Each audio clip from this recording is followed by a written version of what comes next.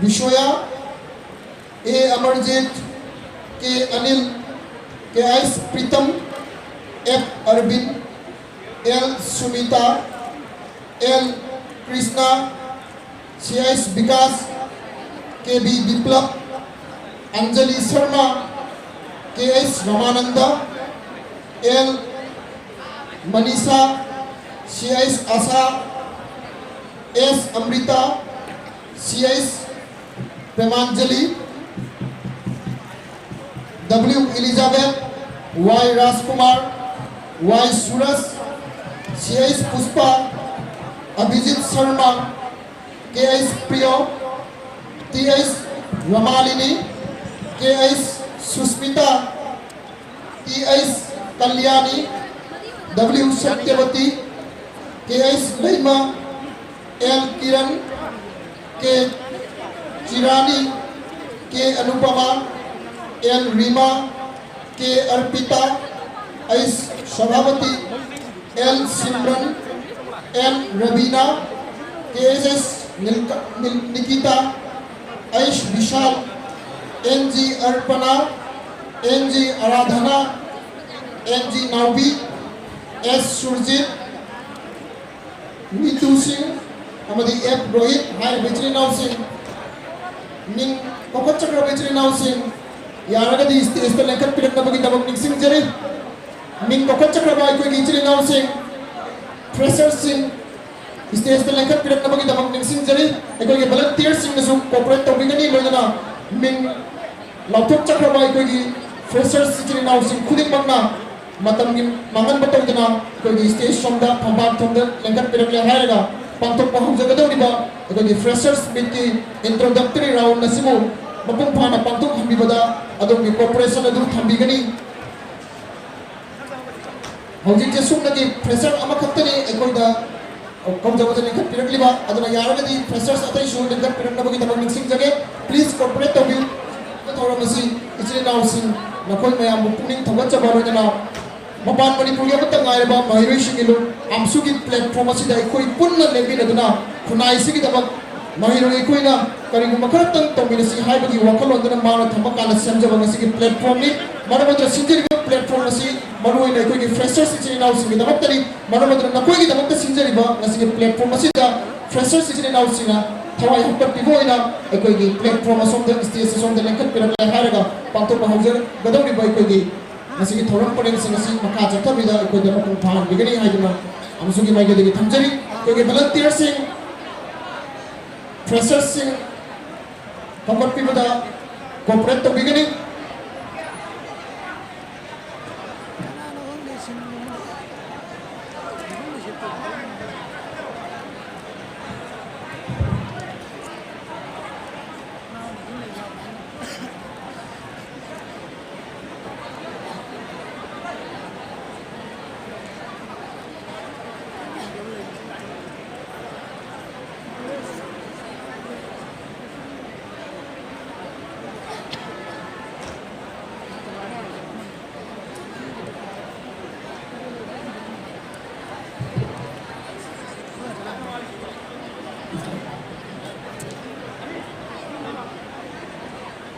Bagi freshers sing buka suara ningsing jadi ming kokot cakap apa freshers sing yang ada di stage dah lengkap pirang naga ningsing jadi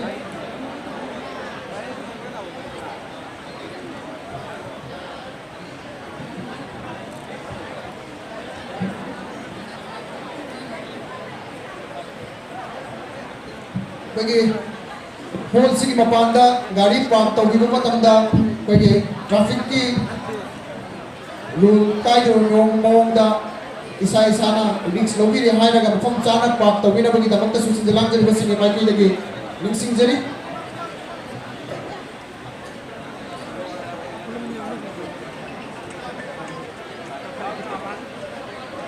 amu kasuna linksing jage eko ge matam ki kuyong na masu laiba na mara moiraga nasi ki saruk yabiri ba min kokot chakra ba eko ge freshers sing para konglai yang na ko ge Samjariba pambak tak asom delengkat pirakle hairaga pangthok pahum jagadori bang nasigi freshers introductory round nasibu corporate tawila bagi damat sinjalang jari basigi mai ke degi handa handa ningsing jari wajana ikoi ki volunteers sing aso बेलकुनी अतुब hall की मुफम सिंह लेबिरी बच्चे now Singh असि की मरकता हाइबेतन चंबीदुना freshers यावबिरगदी लेंथोक पिरक्तुना अखोगी stage ता लेंथोक पिरक्तबगी अमुक्तन निसिंग बिगनी अखोगी volunteer Singh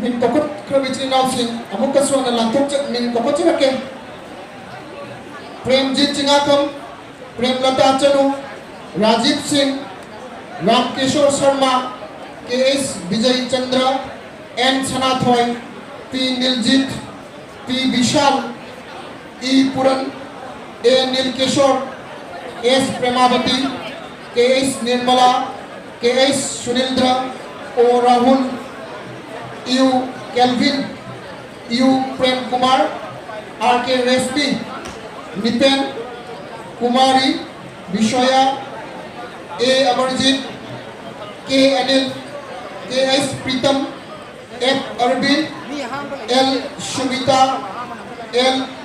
Karisma, C.S. Vikas, K.B. Biplab, Anjali Sharma, K.S. Ramananda, L.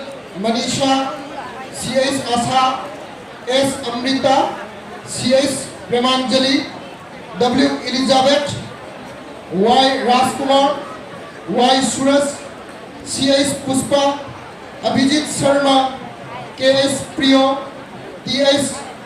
Ramalini, K.S. Susmita, T.S. Kalyani, W. Satyavati, K.S. Laima, L. Kiran, K. Chirani, K. Anupama, L. Rima, K. Arpita, I. Shubhavati, L. Simran, N. Ravina, K.S.H. Nikita, S. Vishal, N.G. Arpana, N.G. Aradhana, N.G. Naubi, S. Surjit, T. Nitu, Amadi F. Rohit, Panjagriba Lisi Humapuri, Lady Basina, Kun Parandong London. Amukaswana Nixing Jagay, Kuigi. Hall की perform single ABD बिजली now सिंग कनागुबा freshers जौबी रगदी लेखक पिरकले हायरगा अखोई की stage Som the लेखक पिरक्तुना ngasi पांतों पा जगदौरिबा freshers introductory round नसिबु cooperate तौबिगनी निंग लाथोक चबदा असोय अंगाम यावरगसु करेंते चिंगबिगनु आमसु आबसि नकोइगनी इचिने now माइरोय सिंग असिना आमसुगी थवाइनी मरमदना अखोई की थवाइ ओइनि बिजली नाउ सिंग असिना अखोई की दबा corporate to be by the sea, equal the Yamamak, level probably must have going any Maramadana. I could corporate to be going up. Let hope we have the money sincerely. Other than volunteer sing, Yaraka the freshers in a single state of the option be Ramada, Temba beginning.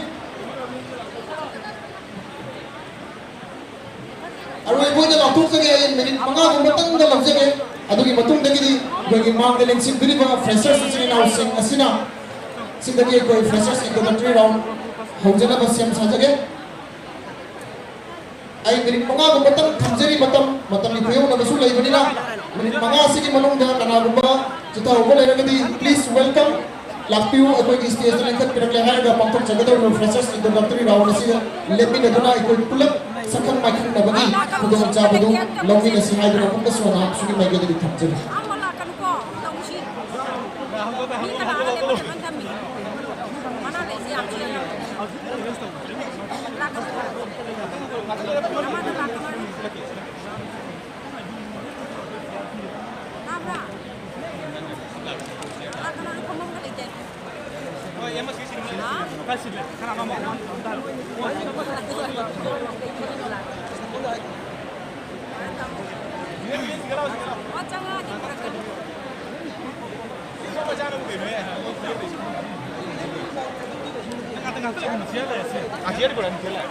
Yes.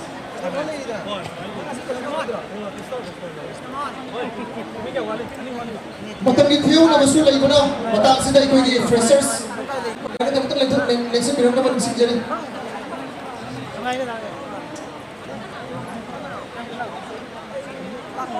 somda prasaji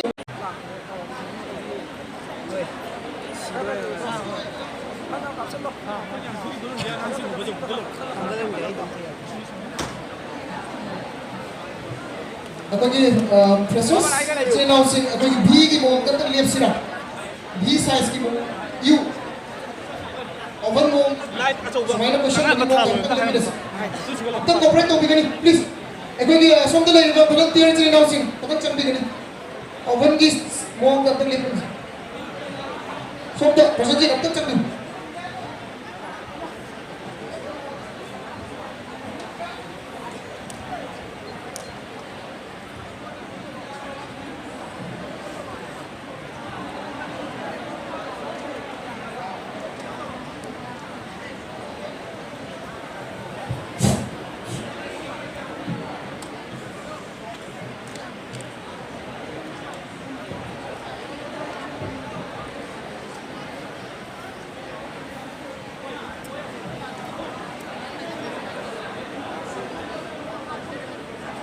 मांग लेखन पिरकनी freshers सिंग मांग लेखन पिरकनी मांग खर चकत पिरो अदुगा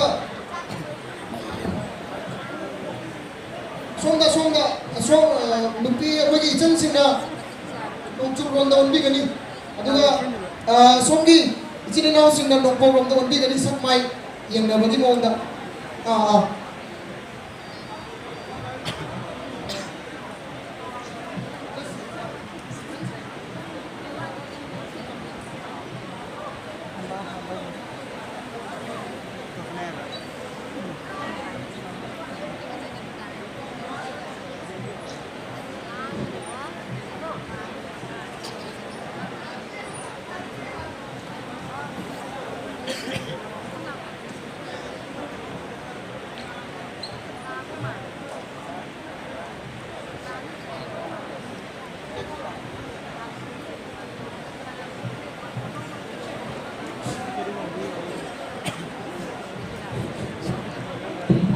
Ngasigi freshers introductory round asibo mayam na main tabigani doina pungning thawai hapat bigani microphone som da ma thambiro aduga chen sing side da ma thambigani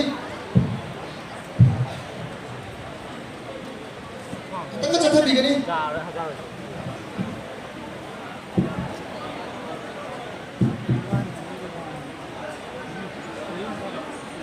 okay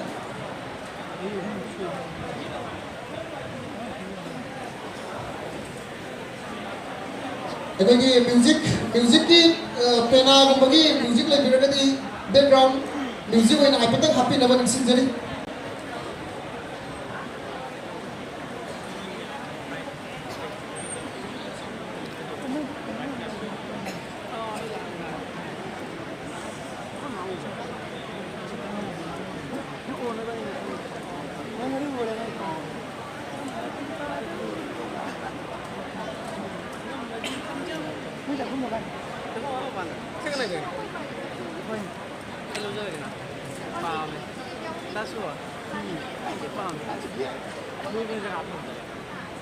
Microphone, Prasenjit.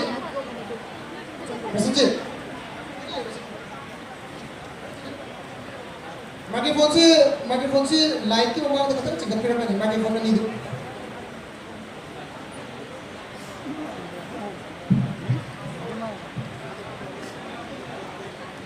Nasi all some Manipur students union assembly for freshers introductory round matang sida haujarage maramadu na round nasi bu mayam na tarap na upi ko ina ho ko am the khubi gani please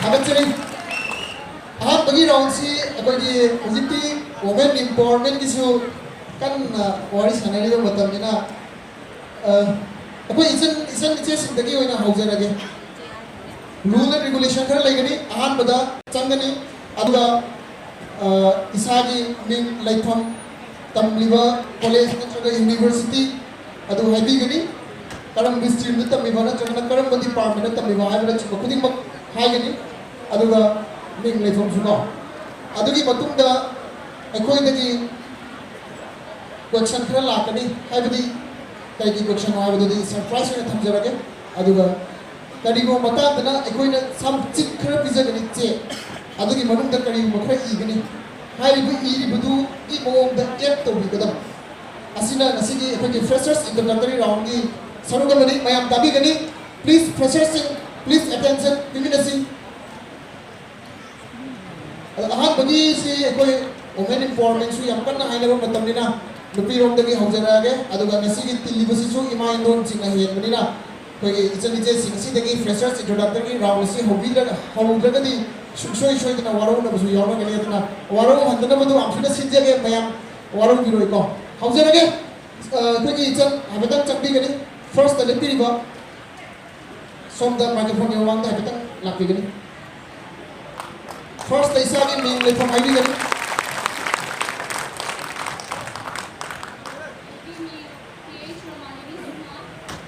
ꯑꯃꯨꯛꯇꯪ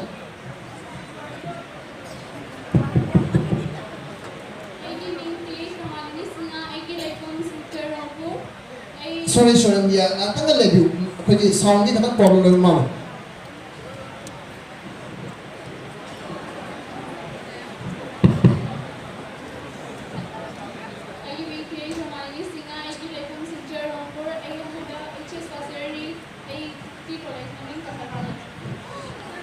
para ka lang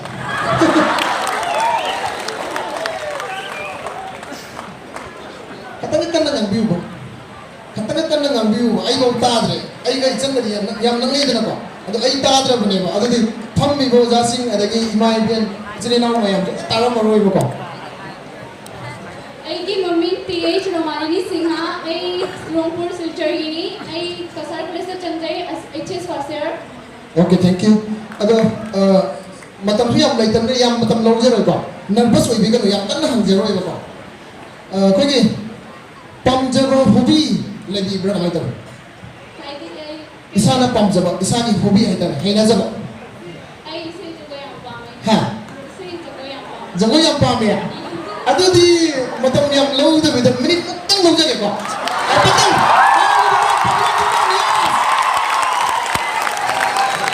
ase ay ngamte public demand ne adu jagoi sa bai se ektai kai ni ngai maram leite isagi haijago aigi art aigi legend पर aigi hunar aigi talent do maya mang da photo पर expose do bai se asidagi henba laibak phaningai natragana asidagi henba nungai ningai maram taleite aduna yaragadi hapatang tentakna jagoi gi tantha ama ni tang ngasigi thambiri ba tenbiri ba jamayam akangai इसलिए ना मैं आपसे क्यों मांग भाई पटंग लाख फिर ना बा इचन के ऊपर दा सिंजलांग जरी पाम सुगी माइक दिखे ना लोग चल प्लीज अरे बा माइक फोन तक तक आई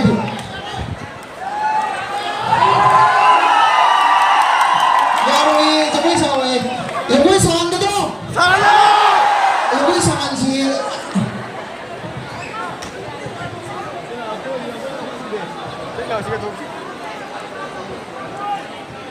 sao ya oke itu jagoi na to pare ma yagoi saroi ge ma ma pina si ko si mai to si ko isai saksi to mai to si ko jagoi ai tradi isai di saksi ai pita to biro mo na tra di ko roe ba adu jag isai do lai na mai tang biro nervous to please nervous to begin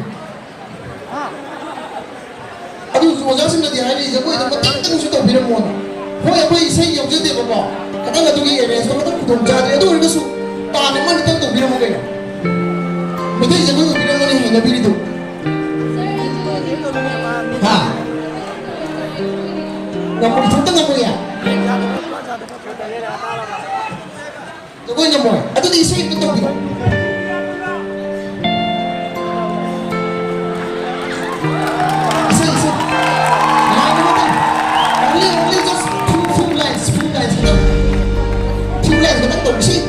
line mari pengatang sapiro aduga mayam dagi na kaya to lagi ba nang gido ya hal lagi ko ay hay lagi ba ya to bilo na endo na ko kasi ko tini ko ko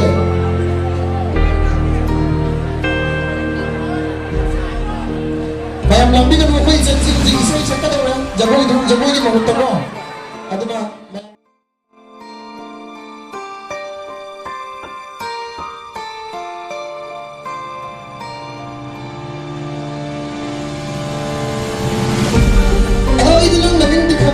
pasajin ko eh nang kay kay doble ni kami ado kam na su biro mo na bora na nang ni ni na jikra ko le ado hagi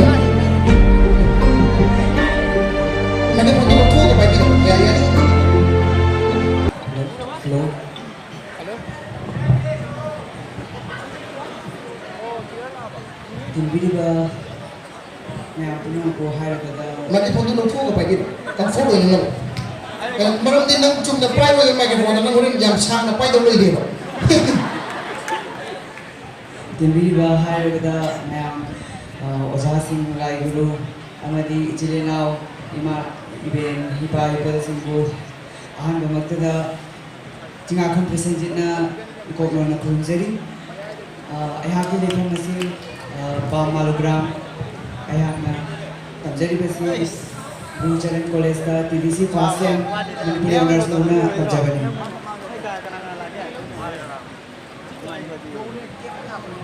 ꯄ꯭ꯔꯁꯟꯖꯤꯠꯁꯦ ꯃꯥꯒꯤ ꯍꯣꯕꯤꯗꯣ ꯑꯩꯗꯤ ꯈꯪꯉꯤ ꯃꯌꯥꯝ ꯈꯪꯕꯤꯕ꯭ꯔꯥ ꯈꯪꯕꯤꯕ ꯌꯥꯎꯕꯤꯕ꯭ꯔꯥ ꯈꯪꯉꯤ ꯑꯗꯨ ꯈꯪꯉꯁꯨ ꯑꯃꯨꯛ ꯍꯪꯕꯤꯔꯝꯒꯦꯀꯣ ꯔꯨꯜ ꯀꯥꯏꯔꯣꯏꯒꯦꯕ ꯄ꯭ꯔꯁꯟꯖꯤꯠ ꯅꯪꯒꯤ ꯍꯣꯕꯤꯁꯦ ꯀꯔꯤ ꯑꯣꯏꯗꯣꯏꯅꯣ ꯏꯁꯩꯅꯤ ꯑꯩ ꯈꯪꯉꯦꯕ ꯍꯥꯏꯔꯛꯀꯅꯤ ꯑꯗꯣ ꯃꯌꯥꯝ ꯈꯪꯕꯤꯕ꯭ꯔꯥ ꯄ꯭ꯔꯁꯟꯖꯤꯠꯀꯤ ꯒꯨꯔꯨꯁꯦ ꯀꯅꯥꯅꯣ ꯏꯁꯩꯒꯤ ꯂꯝꯗ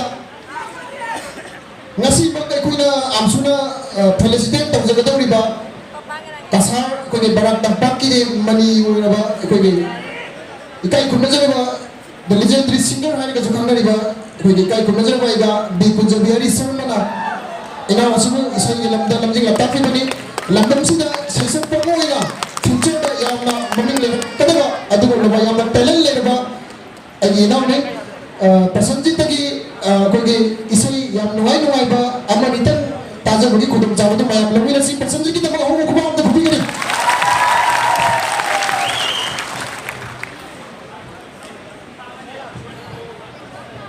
ꯏꯁꯩꯁꯤ ꯑꯩ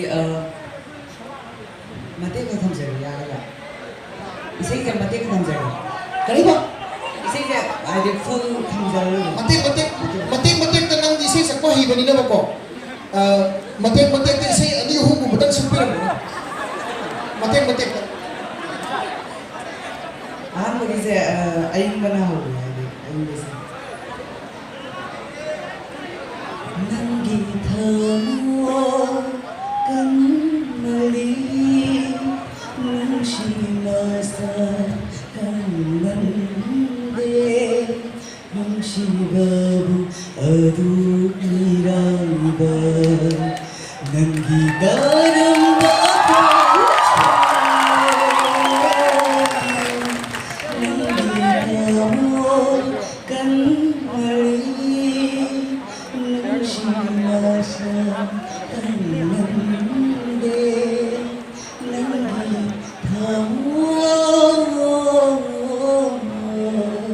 ꯊꯥꯒꯠꯆꯔꯤ ꯄ꯭ꯔꯁꯟꯖꯤꯠ ꯃꯊꯪꯁꯤꯗꯤ ꯅꯪꯅ ꯁꯛꯀꯗꯕ ꯅꯠꯇꯕ ꯄꯕ꯭ꯂꯤꯛ ꯗꯤꯃꯥꯟ ꯃꯌꯥꯝꯗ ꯍꯪꯖꯒꯦ ꯃꯊꯪꯗ ꯄ꯭ꯔꯁꯟꯖꯤꯠꯅ ꯀꯔꯤ ꯏꯁꯩ ꯁꯛꯍꯟꯁꯤꯒꯦ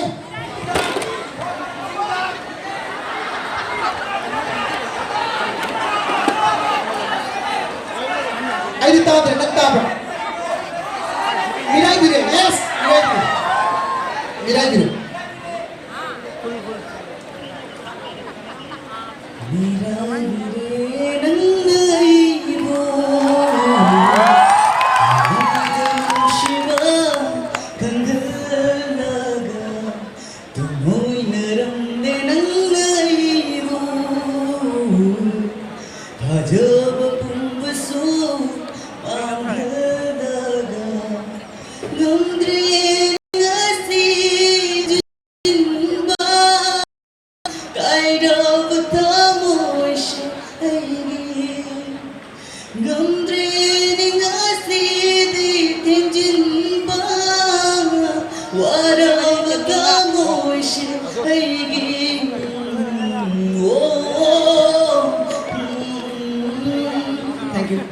ꯊꯥꯒꯠꯆꯔꯤ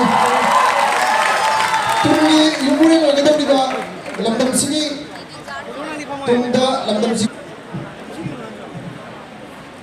ꯃꯌꯥꯝ ꯄꯨꯝꯅꯃꯛꯄꯨ ꯑꯩꯅ ꯈꯨꯔꯨꯝꯖꯔꯤ ꯑꯩꯒꯤ ꯃꯤꯡ ꯅꯥꯏꯁꯝ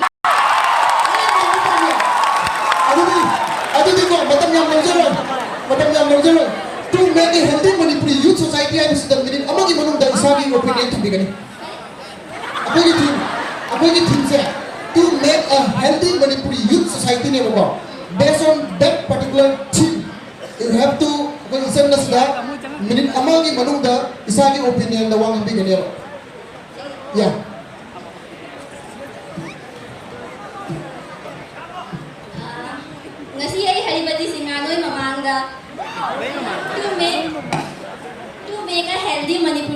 हाइडी मरमदा वही खितंग हाइजगे असेंबली अखोइना हाइसे मणिपुरी हाइडी मणिपुरी हाइसे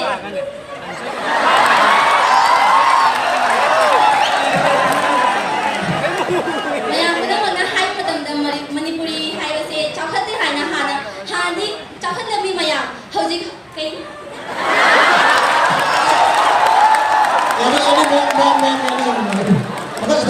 Please carry on.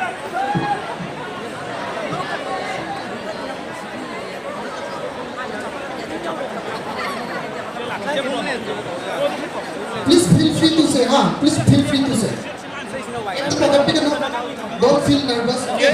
अदुबो अैना स्पीच भी देगी मांगदर म्याम तुम होते हाइजगे अई मितेरोन नांगसे खिदंग वाजै हाइदी अई मितेरोन नांगसु है खंगसु है बट आलू बाबा हाइ मदम आलू बा हाइबा मदम दा अई मरी से खिदंग के मतौरी खा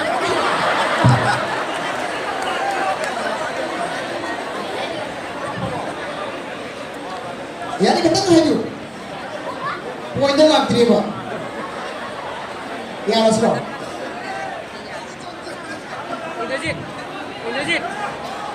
ओके थैंक यू क्योंकि इतने ना नुपा से के लगते हैं वो हम थोपी रखने प्लीज कहीं मुझे थोक सी वो की वो आई दिखते हैं क्योंकि फ्रेशर्स में आप सिर्फ आगे फ्रेश करते हुए हमारे साथ थोपी सी फ्रेशर्स से थोड़ा सा बुद्धि की क्लैप थी वो अगर हम वही में आप सी किसी की सेलिब्रिटी anyway self introduction में तो भी Ngambo kurang dari lagi dia mani singa kau jisi college tak kan harus lawan SS fase ada lagi labor lagi yung naik kolagi yang ni hobi hong bose hobi kong ka hong jero itu kau aku ni cip kara thorang tu je madu aku bisin jera kani hang dua madu dah yaw bodo kari yaw bodo as part that aku ngam madu itu perform tu bigani bapa kogi volunteer sing cip putok per madu bisin jera cip kari yaw na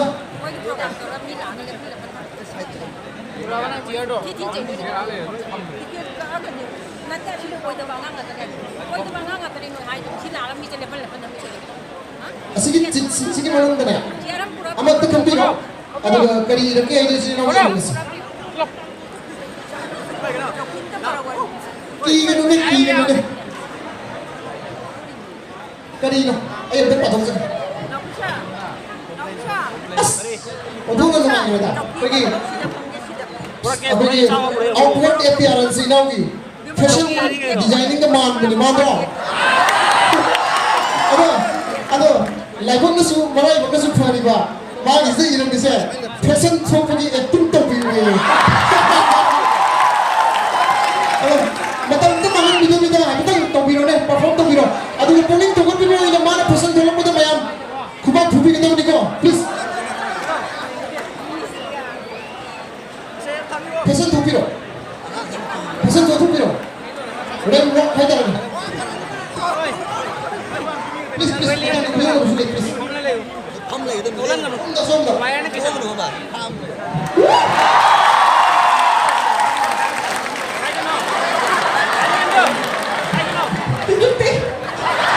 thank you thằng chơi thằng đó mới tôi đi chân xin gì lắm tôi đi thực hiện nó lịch sinh vậy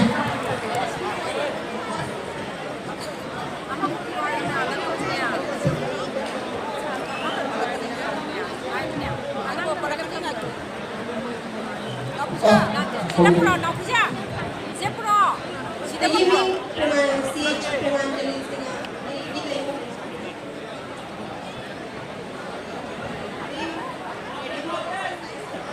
Kita bilang dulu. Mada foto semuanya pusing dulu. Biar hadir.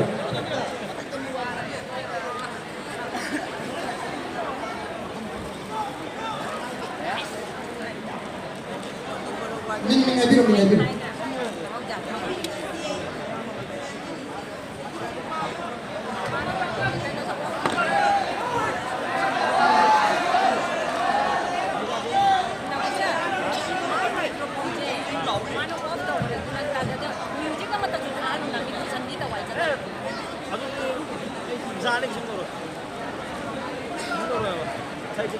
ꯌꯥꯗꯕ ꯁꯤ ꯄꯥꯏꯕꯤꯔꯣꯅꯦ ꯑꯗꯨꯗꯤ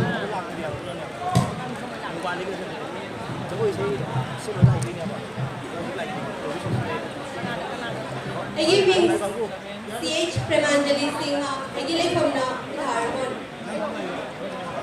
ꯑꯩ ꯍꯔꯤ ꯔꯦडियन college TDC first sem science स्ट्रीमदा तमजरी Thank you. Yang tetapna mayam corporate to mina suka kun matam nei train pungani makai tasala asigi matungda cultural show kha ucha gadi adugi matungda mu musical concert to biduni mayam na khawra na ngai jadu ni bako adana corporate to mina si hobby se kari hoidoi no ये hobby the painting Okay, thank you. Thank you. Somdagi nupa nakta di mo matam mangata bida please tupiro.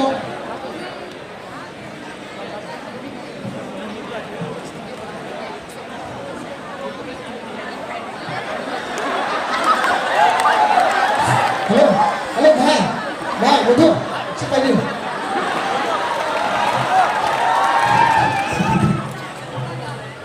Magida Indiriba Mayambo ina Igomunu I ni Pugam Misal Aduga I Bang I did this first time that Arts Noraga Radamada Palesca Kari ko sama. Kari ko sama. Kari ko sa tabi ano. Radamada Palesca Oh, radama to ko sa tabi ni. I hobby abu sum lila acting number dum pamje Ano? lila acting number Okay, itu di matam sudah itu inawan di lagi itu tuh ya di lagi acting macam apa tuh kan wah di dialog itu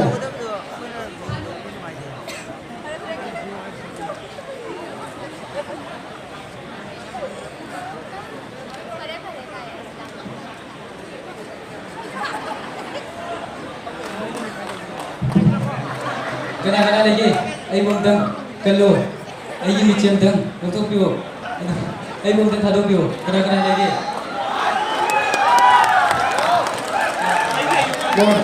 Thank you, bayang lahum buat terbuka.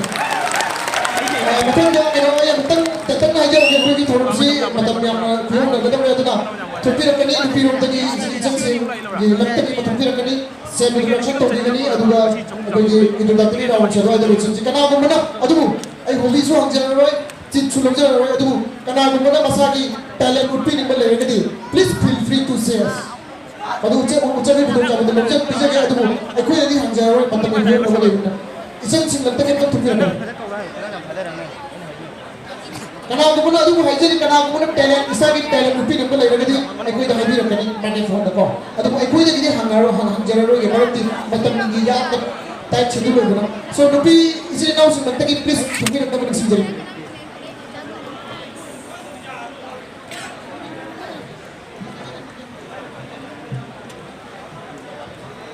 First of all, good afternoon to everyone. I give me S Amrita Sinha. I Harvan Bandor Mamang Ikai Dagini. I Hozik Kashmar the first and the science law to Tamjari. thank you lupa belum tadi untuk kita benar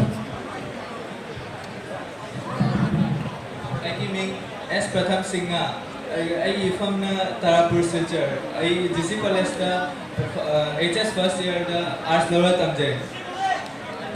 Thank you. okay thank you nupi belum tadi untuk kita benar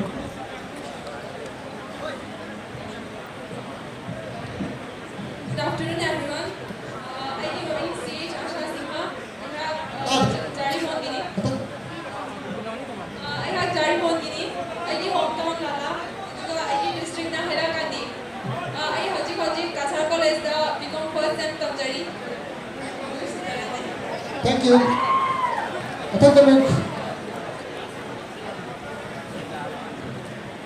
Agi main case Ramananda Singha Laifam na Rokun Silchar KB Silchar da Tamjari Lady class 11. Thank you. Kanan saya patang kamu untuk kita benar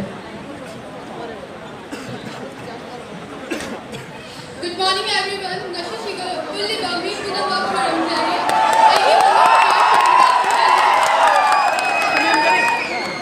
I receive first time किसी college का कमचारी. I की hobby painting. Tagat chali barak thakna matam yam logo to bidang nasigi koi Mr. and Miss Freshers khan logi round up sile jari mara maduna nasigi koi Mr. and Miss Freshers kasai logi just koi just finalist ahum lejari hai kusi nasi matang mayam masak jabo na ning lapit chari aham bada koi judges wabiri ma lamda masigi samai ma theater activist kai gubajar wagi yamba Mr. W. Shamor Luang yamba lepat pirakani amadi yamba ki tabak yamba ahum kubam na kubigani Matanda atau kerja semuanya lebih bersih. Kami kai kumbajar bahwa ini yang Lasram Satyajit, former General Secretary AMSU Headquarter. Yang bagi dapat semua yang mau buat terpilih. Karena jadi matanda mau atau kerja semuanya lebih bersih. Kami Committee on Culture for Peace and Integrity, Culture Gasu yang namanya lagi nama kami Kopin di Secretary General ini lebih bagi yang Dr. Kumbajar Raju yang melekat perkara yang bagi dapat yang mau buat terpilih. Maka jatuh jalan poin itu di lupa orang lagi rezeki di lupi di Mali lupa orang lagi tupi rakani introduction tapi kan. Good afternoon everyone. I ming Ensana by Singa Kauje. I binakan di sini. I holding Guwahati ki Dispur College of Big First and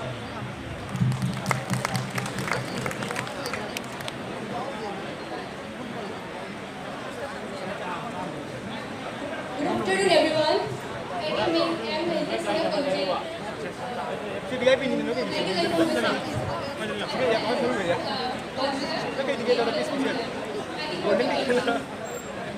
Thank you. Otang namun.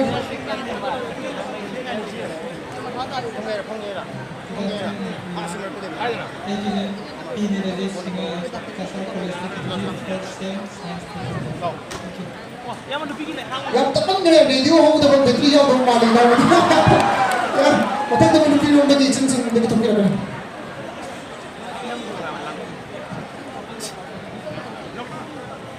Good afternoon everyone. Masih timbiri pa maya puna mag. Ojala guru amat diri cari je maya puna magku tarang moksa bagalo dana ko noduna karam jari. Ai etham berakan di Parwan ai min bi Anjali Sharma ai hak Nehru College ta idisi phashera tanjari. Kena pun ni memali. Psychophysical behavior ya ada kena pun ni memali. Telem kali pun telem yang memali betul pun ni memali. Ai su angan singdum jagoi marang rakta dumta. Ya saya kan ni orang saya ni tu. Ada jagoi ada apa kan pilih macam betul suyam lagi dia tu kesu minit pada di dalam tanah mana ni ada kelihatan tanah ada. Ya ni betul mangan bida betul tu bila boleh singgung.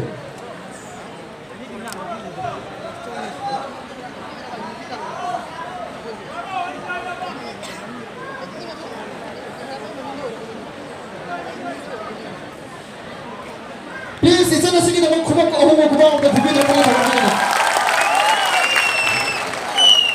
Yes. Clap, please. Let it be, please.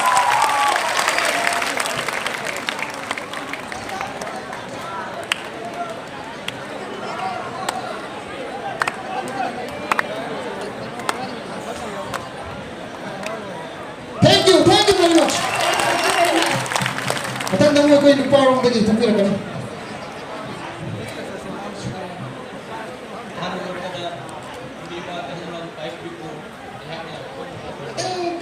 Radio की volume में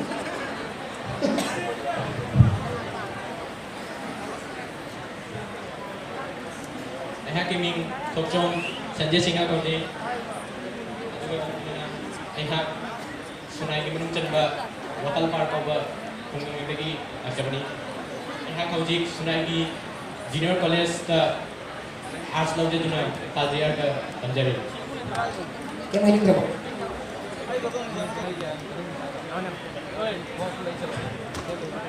Happy Haji isi nanti kita Yani yan. Maya mentama lah isi saya ni ko. Ako yung freshers sing imana to isi sa ko ya highway apply. Yani please mana dulu.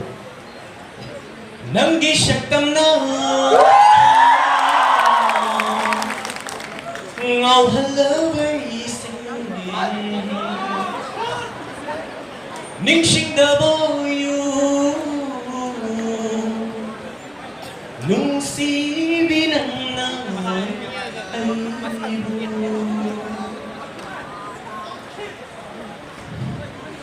Jin binang Litra Thamoy Asinan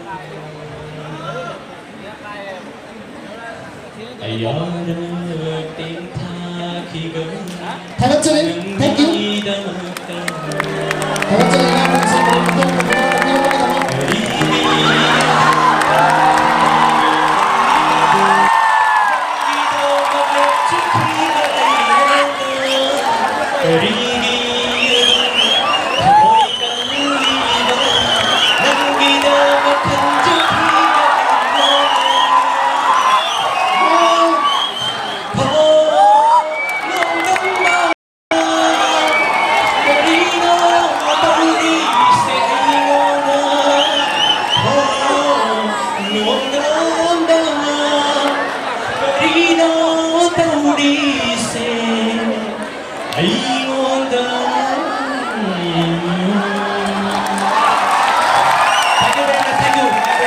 Apa yang lagi minta bebo? Minta bebo? Ha? Kaya gitu. Minta. Nih, 걱정 현재싱아. Apa yang lagi saya doa ini mungkin minta ni mayam je boleh hasil. Mayam na mau ni mayam Kaya mau. mo, Mau di. bukan 다 같이. Yes. Kayaknya bagi saya jadi pam je yang. Otak nama lupi orang lagi cancing orang lagi tupi nak ni.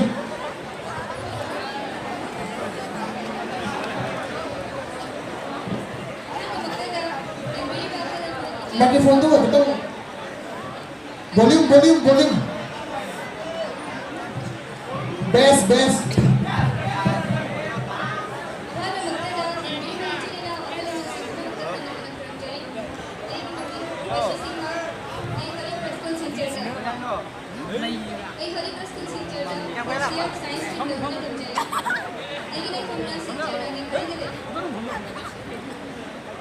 Ubi kat telik kan?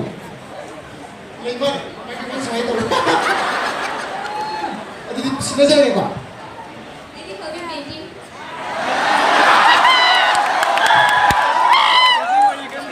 Painting ni yang jadi apa art paper ni terlalu boleh terka. Please thank you. Macam tadi kau ini Cina sing lagi ni ada tupi nak ni. Tupi itu dia Arvind orang lahu ni kau yang mana? ahal babattada sangai nu sida timbiriba ahal laman oja satri amadi friends sindu ko mona kuramjari Mariton Thangjam Leifam na Bamrapur Radha Madhav College da TDC first semester da Thangjari. Thank you.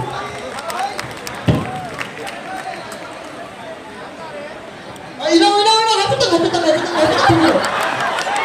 Microphone jawab hai mese. Aku ni kerana aku ni microphone yang bang thadu ni dia. Anda ni microphone jawab yang hidup doman. Orang aku suka hidup lah. Orang aku suka hidup doman. Hai kau. Itu hal question apa tu jawab ni?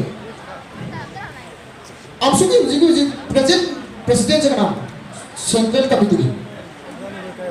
Tasing na harabada asigi matang di khanja de maram di hadata college na nang matang pada amsu ai si ping ai di tare ko but amsu bi suma freshers meet kasi no mata lakchadri aba handa ki china hamani Kaya ceri. Masih ni ibu ini freshers sin bagi yang kana besi. Freshers sin lekar ada amsu itu si students ki lupa mani organisation mani students body ni. Aduna aku ingin mahiroi sin asiga. Aku ingin pun na interaction tahu bagi. Sakang macam na bagi kudu jago tu mata platform sini kudu pilih. Masih aku ingin yang kana bani aku tu mana tak jago ni. Kaya ceri macam tu aku ingin ikan di sini lang tadi. Topi nak ni self introduction topi ni. Isari hobi ni nak ni. Yang nak cingna tu aku dah hidup ni.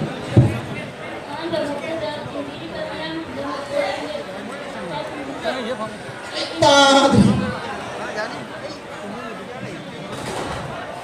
Bangkokda Timbiri Bamiam Puna Babu Aida Akai Puna Bukchari Aiki Ming S Saina Babu ꯑꯩꯒꯤ ꯂꯩꯐꯝꯗꯤ ꯕꯣꯟꯗꯥꯔꯗꯒꯤ ꯑꯩꯅ ꯍꯧꯖꯤꯛ ꯔꯥꯃꯥꯅꯨꯖ Gupta junior ꯀꯣꯂꯦꯖꯇ first ꯏꯌꯔꯗ science ꯂꯧꯗꯨꯅ ꯇꯝꯖꯩ hobby leite ꯑꯩꯍꯥꯛꯀꯤ ꯍꯣꯕꯤꯗꯤ drawing kaiba drawing drawing adu su art paper leite ne thank you mathai kali ko yes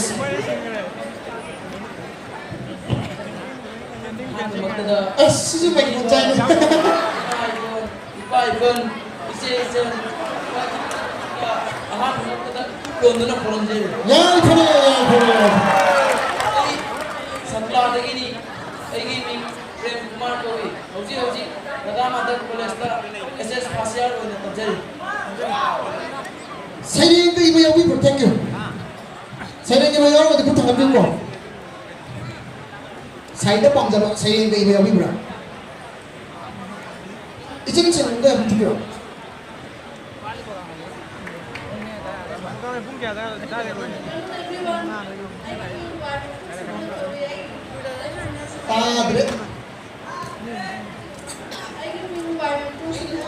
Swing now.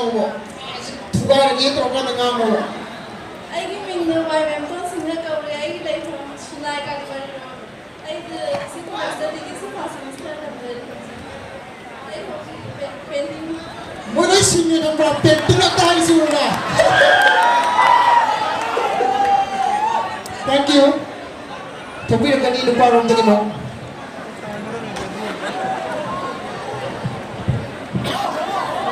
Kita tinggi banyak pun kita problem.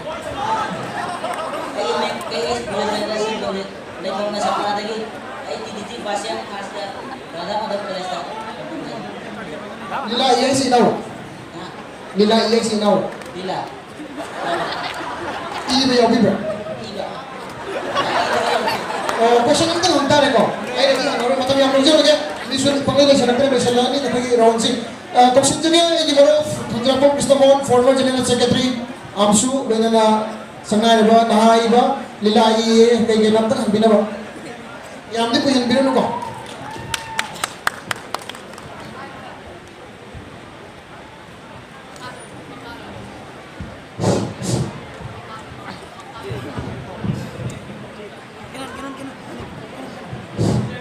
Jadi, bagi baru mai mahakwa, mai diklik logo ina, mati panjage, masih hujik, ina ugi introduction tahu logo lo lekok.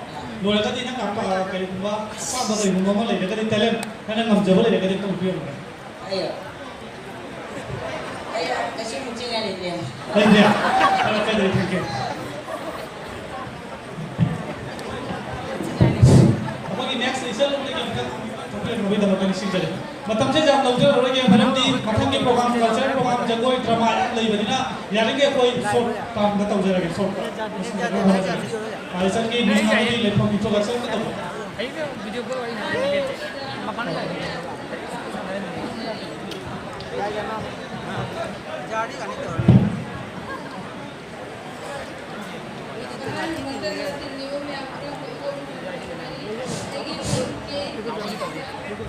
Microphone को तो कहाँ पे लगाया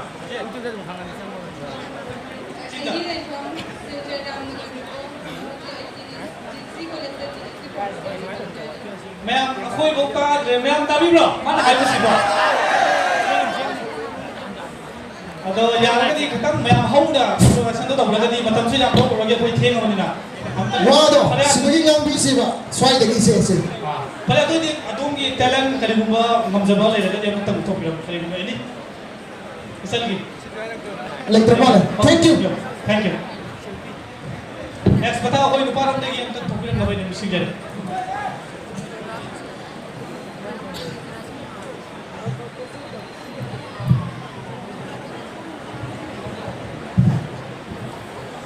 Hai, boleh pakai semua boleh ada. Okay. Ayah yang dia kurang jadi, ayah di Ambil Sharma, Begum di Golganga, dia wajib kerja ya, anak ada betul kerja pasti kerja. Masa balik tu, adung ki ina udagi kali mumang am jabana ki talent, isसे हो बजाय नुमार ini kali mumang am jaraga ni kali tu betul belum. Adung ki talent na am jaba itu isi tu ini film tu bajai. Am lagi ni utok pirama. ꯂꯩꯇ꯭ꯔꯦ thank you ꯊꯥꯒꯠꯆꯔꯤ ꯃꯊꯪꯗ ꯑꯃꯨꯛ ꯏꯆꯟꯁꯤꯡꯃꯛꯇꯒꯤ ꯊꯤꯟꯕꯤꯔꯛꯀꯅꯤ ꯁꯦꯜ introduction ꯊꯝꯕꯤꯒꯅꯤ ꯑꯗꯨꯒ ꯀꯅꯥꯒꯨꯝꯕꯅ ꯏꯁꯥꯒꯤ talent ꯎꯠꯄꯤꯅꯤꯡꯕ ꯂꯩꯔꯒꯗꯤ ꯑꯩꯈꯣꯏꯗ ꯍꯥꯏꯕꯤꯒꯅꯤ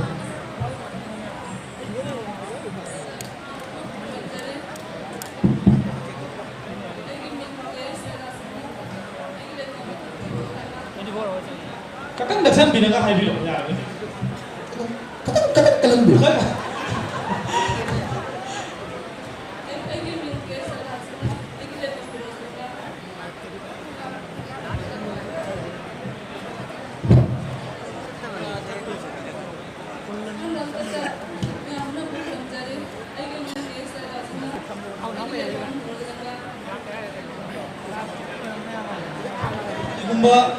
ꯇꯦꯂꯦꯟ ꯍꯩꯕꯁꯤꯡꯗꯣꯏꯕ ꯑꯦꯅꯤ ꯀꯩꯅꯣ ꯇꯧꯕꯗ ꯂꯩꯔꯒꯗꯤ ꯎꯠꯊꯣꯛꯄꯤꯕ ꯉꯝꯒꯅꯤ ꯍꯩꯇꯦ ꯊꯦꯡꯛ ꯌꯨ ꯅꯨꯄꯥꯔꯣꯝꯗꯒꯤ ꯄꯨꯊꯣꯛꯄꯤꯔꯛꯀꯅꯤ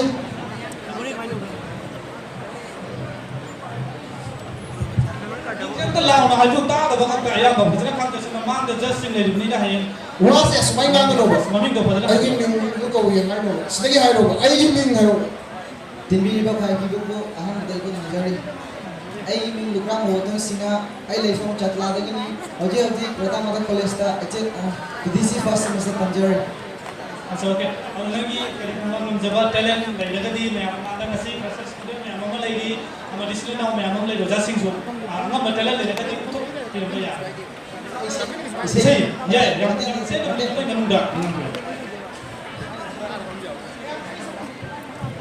ꯃꯌꯥꯝ ꯑꯃꯨꯛ ꯏꯁꯩ ꯁꯛꯀꯗꯧꯔꯦ please make a noise big noise Matang amada Umsi hayambi Nanda karigi Nasidi kaina rasi Hai biri Aina karilan Kidona nangi Tafanda Thank you As meaning kulay lyrics to know di may get kapita Matang na yung lupa no ichansing lang tayo tumira ka rin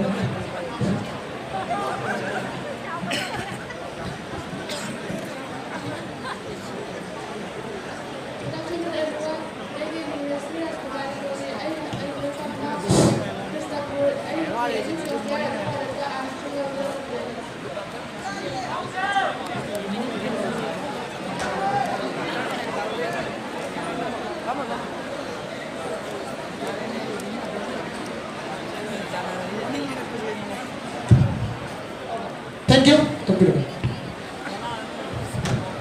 하이비라 올려야지.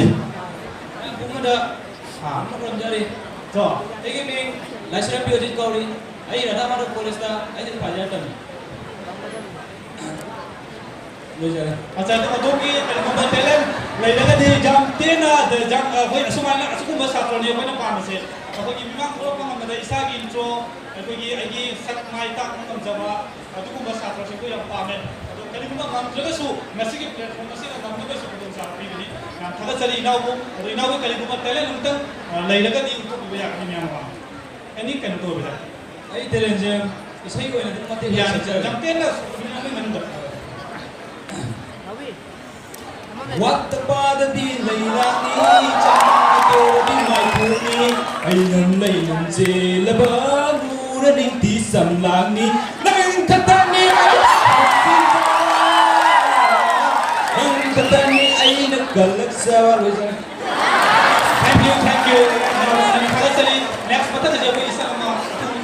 Quite a little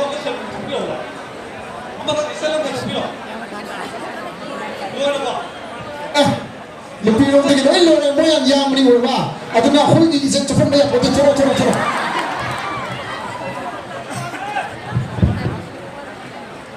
Sekali baik cini nama sing lain Public Sing Jubilee यहाँ की mean को राजीव सिंह को भी यहाँ को उदाहरण दे लागती बनी उदाहरण दे करी तौबी देंगे ऐसे खासियत Apa sar, apa tu kali-kali unik malah lebih ramai jauh ni. Lagi apa? Lagi siapa? Puksing siapa? Puksing siapa? Yare yare, ma puksing siapa? Aku mau tunggu lagi. Thank you. Okay, next sama thongil na mo si sir. Thank you. Lo na ba? Okay, lo na. Thank you. ꯑꯩꯈꯣꯏꯒꯤ ꯃꯊꯪꯒꯤꯁꯨ ꯈꯨꯌꯧꯅꯕ ꯂꯩꯕꯅꯤꯅ ꯃꯊꯪꯒꯤ ꯑꯃꯨꯛ round ꯃꯈꯥ ꯆꯠꯊꯖꯔꯒꯦ ꯑꯩꯈꯣꯏꯒꯤ freshers ꯏꯟꯇ꯭ꯔꯣꯗꯛꯇꯔꯤ ꯔꯥꯎꯟꯁꯤ ꯃꯇꯥꯡꯁꯤꯗ ꯂꯣꯏꯁꯤꯟꯖꯔꯒꯦ ꯃꯔꯝ ꯑꯗꯨꯅ ꯑꯩꯈꯣꯏ ꯍꯧꯖꯤꯛ ꯑꯩꯈꯣꯏꯅ ꯊꯝꯖꯈ꯭ꯔꯤꯕ ꯖꯖꯦꯁ ꯑꯍꯨꯝꯃꯛꯄꯨ ꯁ꯭ꯇꯦꯖꯇ ꯀꯧꯁꯤꯟꯖꯒꯦ ꯑꯍꯥꯟꯕꯗ ꯂꯦꯞꯈꯠꯄꯤꯔꯛꯀꯅꯤ ꯏꯀꯥꯏ ꯈꯨꯝꯅꯖꯔꯕ ꯐꯔꯗꯨꯗꯤ ꯍꯥꯏꯔꯣ ꯀꯧꯔꯣ ꯄꯨꯟꯅ ꯀꯧꯔꯣ 이kai gunajara iyamba ꯑꯩꯈꯣꯏꯒꯤ ꯁꯉꯥꯏꯔꯕ theatre ꯑꯦꯛꯇꯤꯚꯤꯁ Sumarnuwa Lekap Pirakani Amsugi former General Secretary Yamba Laisram Satyajit Amadi Kopilgi Secretary Yamba Dr. Raju Yamba Masigi Yamba Humu Kuma of the Kubigani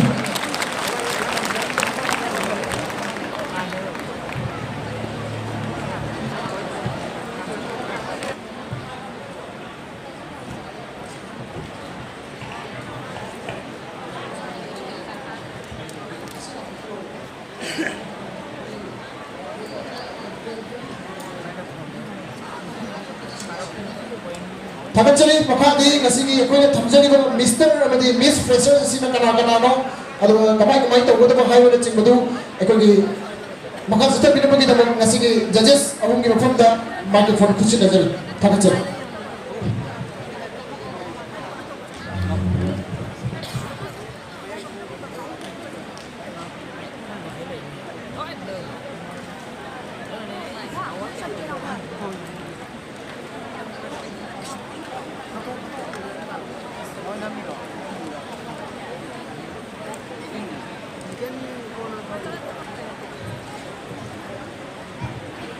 mayam pulap ikai khunaba uchage thamoigi awang thaki ikai khunaba do bambelek sindiri bai khodu chamara khuna tapi lu ngambe chinau kudin pangda thamjani nasigi launa kalesta amade anauba class ta kakhalak liba freshers asia sun sindra yam chinglemna pangthok payam mamal leba thauram masida lakleba saruk yariba angang singsi puna makoi ki self introduction ki matang suda makoi ki uba talent makoi ki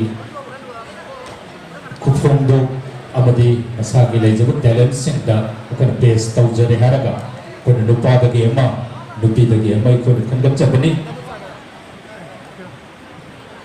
maru ina akona pronunciation manipuri loan si am thajana ngam do ngam dagi si ko ni karku na yenge ayam ba satra satri sing loan si sing ngang da bagi mami em ta ba si ko lam si lai ba ti bani ai nei ko lauje maram aduna loan sing ngang ba amade bayam da yan chang thona introduction tau wiki ba angang sing goi ko na kar he na ma pijaraga da si ki siling sang si thamja bani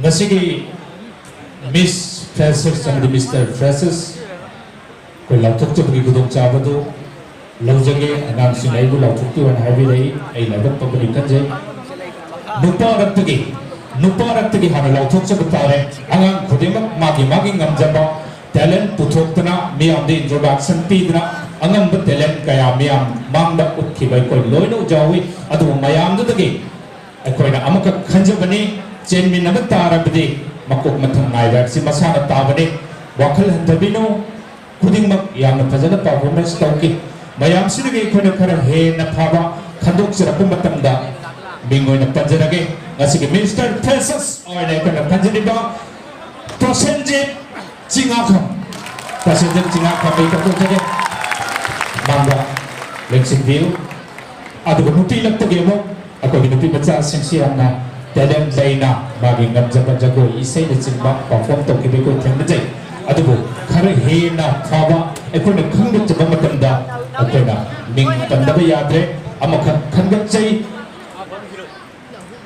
sargyari ga pumna makki performance ko ning bi thamlam le har ga mam ga kakatuna mai pambagi thiral paibi B Anjali Sharma ki dana ho bukuma batabu Anjali Sharma. Aujiti ko ki judges ani ai nuksirwai nau khujam Raju amadi Laisram Satyajit ki matham dagi ꯑꯩꯈꯣꯏꯒꯤ ꯑꯉꯥꯡ ꯑꯅꯤꯁꯤꯗ ꯑꯀꯟꯅꯕ ꯋꯥꯍꯪ ꯑꯃꯗꯤ ꯈꯛꯇꯪ ꯊꯝꯕꯤꯒꯗ꯭ꯔꯥ ꯍꯥꯏꯕꯁꯤ ꯑꯩ ꯅꯣꯡꯆꯪ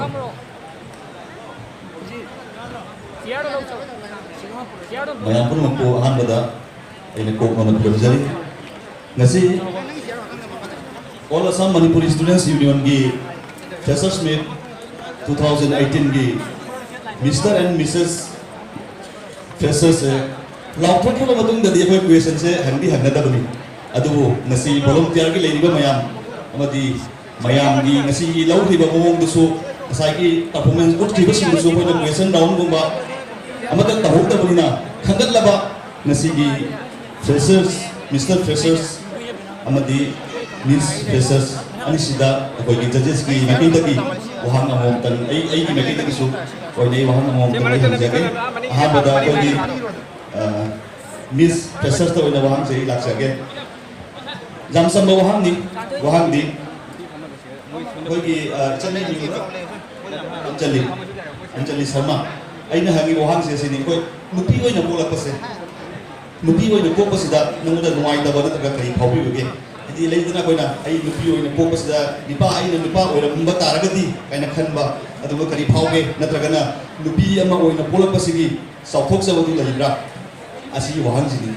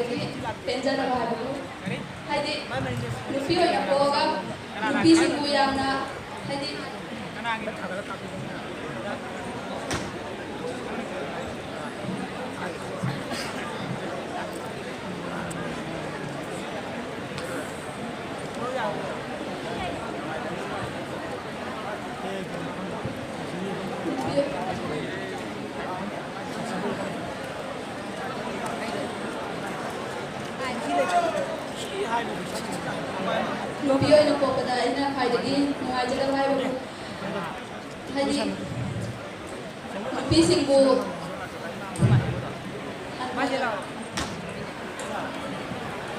nupi singbu mayam nupa singna yamna hanthana khanbasi ai pamjade maramdi nupi habasi khaidagi mamal leiraba habadi taibang panasida khaidagi maru oiba habadi khaidagi important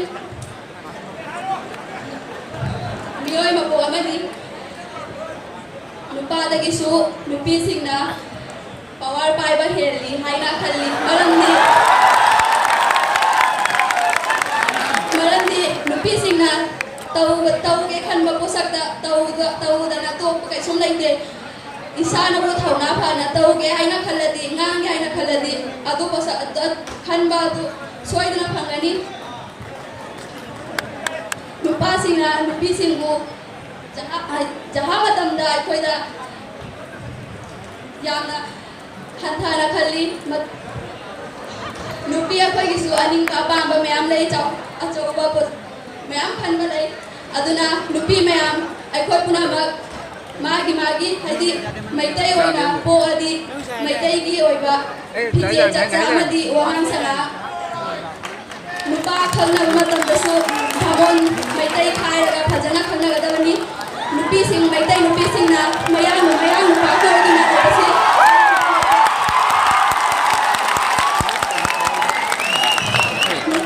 maitai nupi ama oina podi maitai ga isaga tanajaba jat bijat khai se adugi damaktani isagi jana isada tinjaga asingakani maitai ga lohongadabani maitai koigadabani mayang nupa ko basi topiu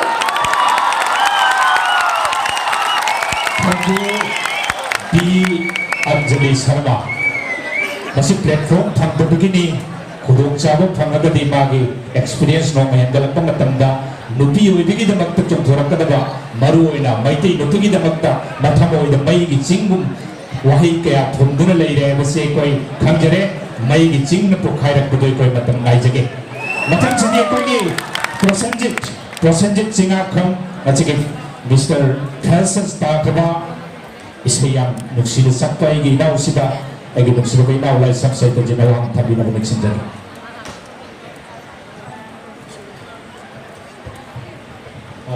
Nasigi yang namaru ini ba orang nasigi freshers meet nasigi baru ibu tambah nasigi Miss freshers sama di Mr. Freshers lagi hangat laba di Anjali Sharma sama di Prasenjit singa kam aku yang ibu ngau kali kena ai bagi ini kagat coba konduk seri Hojik aina Prasenjit ki mafam da aina thamjani ba wafam si wang si Prasenjit ki pocket lagi smartphone yaw maliko yaw iko nagi pocket yaw lebih smartphone iko mobile iko net hal iko net sijin iko aina hangga ni basi asiga related oi bakata nange ado nang WhatsApp Facebook spy ko social media ko asa so spy ko na basi sabda singna student singna sijinari ba pagi mobile da WhatsApp Facebook sina kaya ambak sijina benda kana bagi naga asina sijina naga manggadra hai bagi nangi wakal lon terpondok minutes and minutes WhatsApp amadi FB Facebook paibada adi kana ba amadi kana daba asi link kana bagi da har bata badi akoi gi Facebook da akoi na lamdam tamna leikraba akoi gi nushiraba aina tinaramba natraga agi ojhama goirasu adugi mahak to number phangdraba gumba adudo aina ming oina search tawraga thibada mahak se phanglaba adumaina mahak dagi message tharaga adegi mahak ki number lawraga adumaina contact tawba yabagi su kana ba malai adegi adu masule aduga maida haidi FB na Facebook na paraga kana da haidi mangba haiba tarabagi akogi ladik laisu tamangko matamda adi ladik ki matam haidi haktan paigi na paiba matam yang manghali Facebook na haidi khangawde matam do hiba khangawde asida akoina public singi ama namo notification ama jengba yengi da akogi matam chao wa khangawde asina so amangba yang poragi akogi ladik tasu yang manghari aduga WhatsApp da so adu mangaini amangba akogi matam mangan ba aduni amusing lai lai singa amangba kya poragi nasi. Thank you. Thagachari hojik nagi naphamda sangibe yarani. Thagachari Anjali akadi Prasenjit London sigi batam namada sungsur sungarang matawan bisa kumalak kadaba yang namal leiraba satra mairo ngantane ko lawjage makogi nasigi handa nabasida makoy first position lawbagi dabak mana matung tabada koi amsu sin lamani makata ba thoramda entopi gane na khanan dire aujik tim makata ba thoram ge dabak tamya nangai na ba kaya sinsigi thamoi pedan na bagi dabak ta amsu sungsoi chodana tongan ba cultural item amadi seina wa ge thoram ya ba sungsoi de kodol tabane hai bagi thajiba laijare maramaduna microphone se amsu ge chilau sin da kuchi de jani bayam makhara itu bayara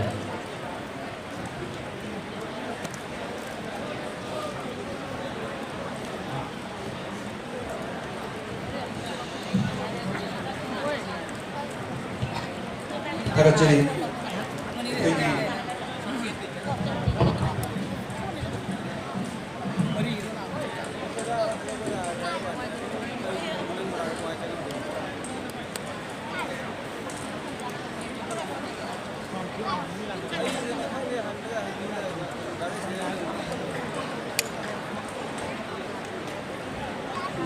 Thagachari ekoi Miss amasung Mr. Freshers ki chilau sing asigi thoramasi da cooperate tawiduna ekoi asigi miyam ang thokuna adong dong ki hayeba tangba kala kaya arts kaya asigi phong tamina ba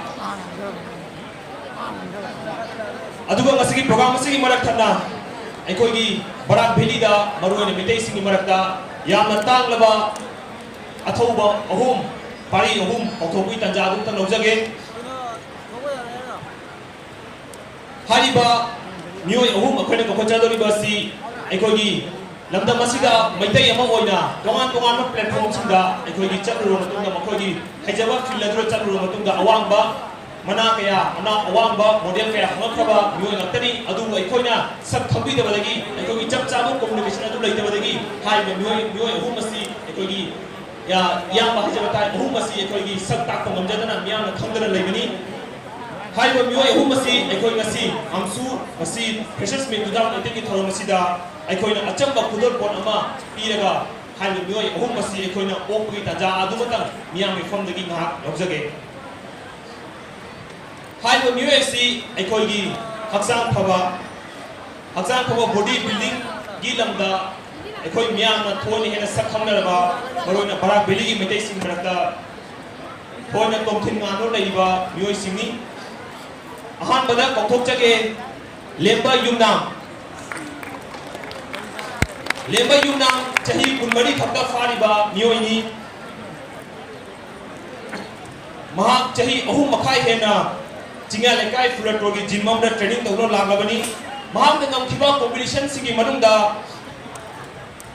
main physique Imphal ना लोबा INBA 2017 Imphal दा first position फंगथबा मियोय अमनी अदुगा